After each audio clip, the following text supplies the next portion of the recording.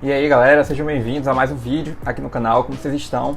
Vamos começar um pouco hoje sobre o Enem, sobre todo esse processo de preparação. Vou te passar algumas dicas e te mostrar o que eu faria diferente durante o meu tempo de preparação, né? Hoje eu já estou na faculdade, graças a Deus.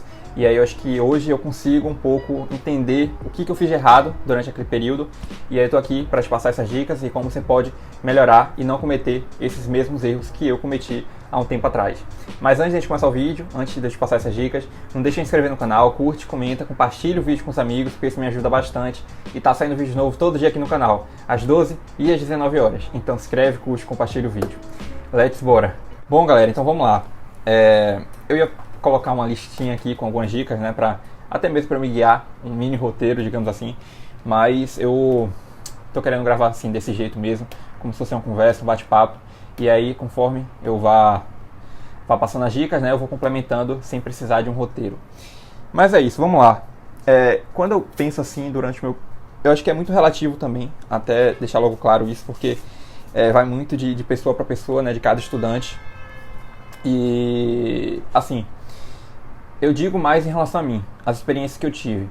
Eu vejo que a primeira coisa que eu gostaria de saber, talvez eu até sabia, mas eu não conseguia colocar em prática, era difícil. E eu acho que você também vai pensar da mesma forma que eu, em relação à pressão que existe em cima da gente, por conta disso, por conta do Enem. Muita gente ao redor ali torcendo, né? Por mais que eu sei que sempre que é o nosso bem, né, as pessoas ali estão torcendo pra gente, tudo para que a gente consiga, principalmente nossa família, mas querendo ou não, é uma pressão, porque tá ali e a gente fica querendo também, né, passar para acabar com essa agonia, para não ficar ali aquele sofrimento. Mas eu vejo que a diferença está nisso. Se você enxerga essa questão dessa pressão da família, com tudo isso que você está vivendo, né, esse momento da sua vida como sofrimento, vai ser realmente um sofrimento. Então a primeira coisa que eu gostaria de ter mudado, de ter feito diferente, é mudar minha chavinha, mudar essa ideia de que isso que eu estou vivendo, né, para você que está ali, que está agora nesse momento, que não é um sofrimento, é um momento de desafio, é uma oportunidade de você crescer e de você evoluir como pessoa. Eu acho que não só isso na sua vida, mas como tudo e como vai acontecer durante todo o processo da sua vida e como acontece com todo mundo, na verdade. A vida é assim, a vida também não é um conto de fadas e eu acho que vão surgir problemas e que bom que vai surgir problemas e que bom que vai surgir desafios. Na verdade eu nem gosto de usar muito essa palavra problema, é mais um desafio mesmo. Então tudo que vem pra gente é pra gente aprender mesmo e tentar mudar essa perspectiva, né? Então assim, essa situação, né, do Enem em si como um desafio, como uma oportunidade de eu crescer mesmo como pessoa. E é muito bom, porque quando você enxerga dessa forma, tudo muda, tudo começa a funcionar. Porque primeiro você vai começar a estudar de uma maneira muito mais leve, muito mais descontraída, sem tanta pressão dos outros ou consigo mesmo. Você não vai ficar escutando muito julgamento, assim, esse medo do julgamento, né, do que as pessoas estão falando. Você não passou de primeira, não passou de segunda. E aí vai ficar tentando até quando? Essas perguntas que tem muito. Então você já se desprende de tudo isso, você já nem escuta mais, entra por um ouvido, sai pelo outro, porque você sabe que aquilo ali está sendo bom para você, é um desafio para você e você não vai desistir, você vai continuar ali focado, você sabe do seu melhor, né? Você sabe que você é capaz, que você consegue, então por mais que alguém fale que você não vai conseguir, você sabe do seu potencial e você não precisa da validação de ninguém, né? Do reconhecimento de ninguém, ou até mesmo do que a pessoa vai falar, ou então dizer se você realmente é importante ou não é, só você sabe disso, então não se prende muito a isso e quando você enxerga dessa forma, para você crescer mesmo como pessoa, já é uma ótima forma e é um motivador mesmo para você não desistir e seguir ali focado, firme, sem escutar muito o que as pessoas estão dizendo, né, ao seu redor. Então eu acredito que essa seria a primeira coisa que eu teria feito diferente, porque eu era muito preso ao julgamento das pessoas e eu acho que quando a gente se prende muito a isso, a essa pressão também dos familiares, de tudo, não é muito legal. É um saco, para falar a verdade. Então, relaxa. Vai dar tudo certo também. Sempre dá, no final das contas, sempre dá tudo certo. É o que eu acredito. E a gente sempre está aqui para aprender, né? E a vida é isso mesmo. A gente está aqui para aprender. E que bom que a gente está passando por isso, por mais um desafio, né? E aí, a partir disso, a partir dessa mudança de mentalidade, o que eu teria feito diferente na prática, né?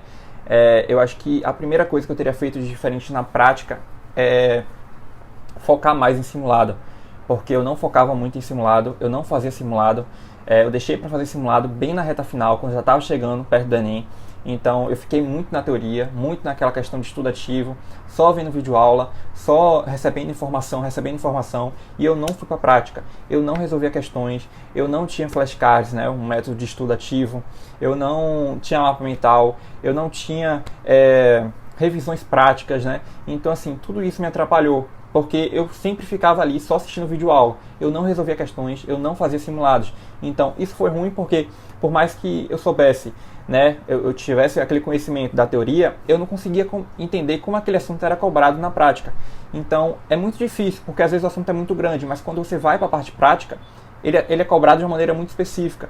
E eu não fazia isso. E uma outra coisa também que me prejudicou muito por não fazer questões é não ter esse hábito de fazer simulado. Então, quando chegou no dia da prova, eu não tinha esse domínio de resolver 90 questões no primeiro dia e no segundo dia do Enem, né, que dá um total de 180 questões. Então, se eu tivesse feito os simulados desde o início, eu acho que isso seria muito bom para mim, principalmente por conta do conhecimento, né, para eu poder entender como aquele assunto é cobrado na prática e também para já ir criando esse hábito dessa maratona, né, do exame, do Enem, por completo. Então, seria uma outra coisa também que eu teria feito de diferente na prática, né, estudando ali para valer. Uma outra coisa que eu também teria feito de diferente no primeiro e no segundo dia de Enem, quando eu estivesse ali resolvendo as questões, eu focava muito em fazer redação e eu deixava as outras questões, né, por exemplo, humanas e linguagens, de lado.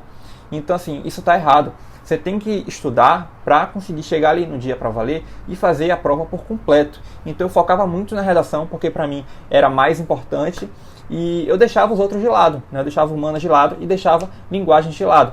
Então, eu acredito que um dos motivos de eu não conseguir aprovação no início, né, quando eu estava estudando para o Enem, foi por conta disso. Porque eu tirava uma boa nota em redação, mas aí quando chegava humanas e linguagens, por exemplo, eu não tirava uma boa nota, porque o tempo passava, eu não tinha controle do tempo, e aí quando eu via, eu já não conseguia responder nem metade da prova, porque eu tinha que chutar, porque eu já tinha gastado todo o meu tempo da prova fazendo somente redação. Então você também tem que ser estratégico e conseguir ver isso, né? Conseguir, de fato, equilibrar o seu tempo e otimizar seu tempo. Colocar parcelas de tempo, né, intervalos, momentos ali, para você conseguir fazer tudo que tem que ser feito e sem tanto sufoco, né? Então, eu acho que isso também seria algo que eu teria feito de diferente.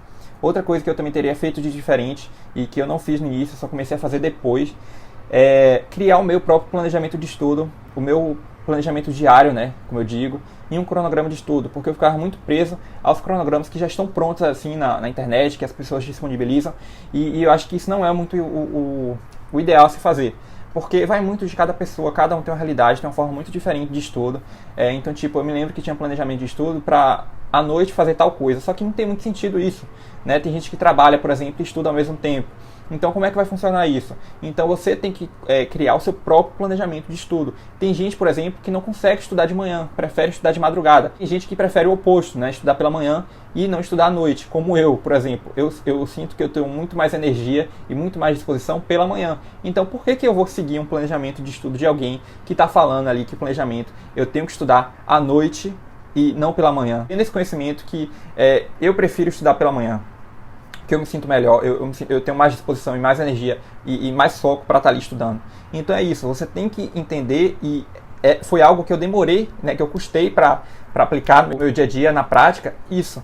Eu tenho que criar o meu próprio plano de estudo. É muito importante receber essas informações, ter os cronogramas de estudo da galera, porque a partir disso você consegue criar o seu próprio, né, conforme a sua realidade e como é mais compatível com o que você se identifica e como você se sente para estudar na semana e no mês. Então é muito importante que você também não cometa esse erro e que você crie o seu próprio plano de estudo, porque isso vai ser bom tanto porque por conta dessa questão de você conseguir se organizar, de se planejar na semana, de não procrastinar, principalmente se você estuda em casa sozinho, porque eu acho que é mais difícil ainda, né, porque você é seu próprio professor, e também por conta dessa questão de distração, né, celular e tudo, é muito mais fácil de você não estudar e ficar ali procrastinando, mas também para você já ir criando esse hábito, esse domínio de responsabilidade, né, esse senso de responsabilidade e de consciência mesmo de que você tem obrigações e tarefas a cumprir. Mas no mais é isso, meu povo. Acho que de um modo geral era isso que eu queria comentar com vocês. Relaxa, vai dar tudo certo, como eu estava falando. É só um momento, é só uma fase da sua vida. no final das contas sempre dá tudo certo. Então fica tranquilo. E é isso. Em caso de dúvidas, se você quiser conversar comigo também, fala aqui comigo nos comentários que eu estou respondendo vocês. E aproveita e deixe nos comentários também alguma sugestão de vídeo que vocês querem ver aqui no canal nesse ano de 2023.